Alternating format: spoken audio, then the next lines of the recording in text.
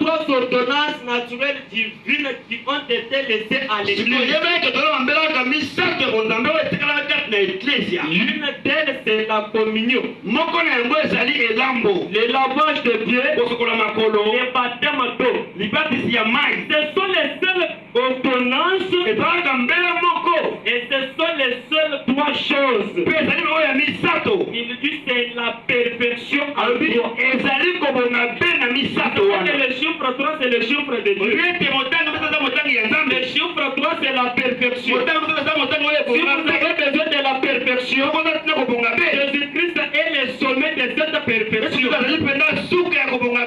vous en avez besoin, il est capable de vous le transmettre. Vous voyez, ce sont les trois ordonnances que nous avons. Nous nous rendons compte que c'était l'ordre donné par Saint Paul dans les mouvements.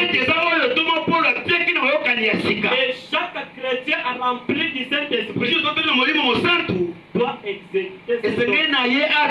Il consistait à la communion. Il y a quelque chose qui enlève les anomalies.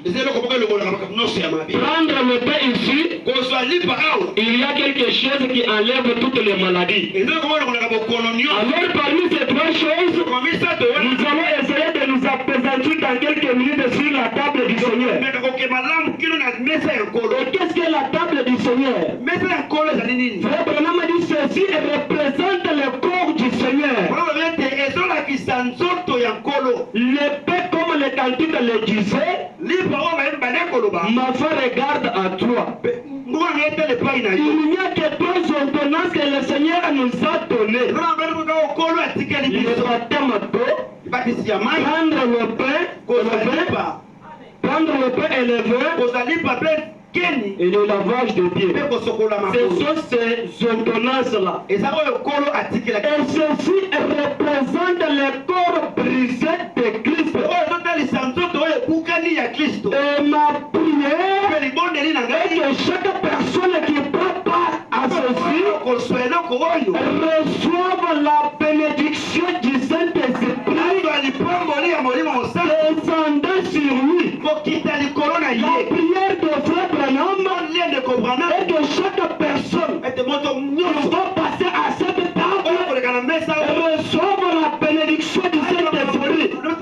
En d'autres termes, le Saint-Esprit ne se reçoit pas seulement par l'imposition des mains, mais si vous allez passer à cette table, étant déterminé, vous allez recevoir le Saint-Esprit. Est-ce que vous avez la foi en cette parole? Est-ce que vous avez soif du Saint-Esprit? Est-ce que vous avez soif du Saint-Esprit? Manifestez si vous avez cette soif-là. Et ma prière aussi est que lorsque vous allez vous approcher, vous receviez le Saint-Esprit descendant sur vous. C'est la vérité. C'est la parole écrite. Et nous n'avons qu'à croire à la parole. Et que chaque personne qui prend part à ceci reçoive la bénédiction du Saint-Esprit venant sur lui. Et pour ceux qui sont malades, que le Dieu du ciel il a institué ceci sur la première fois.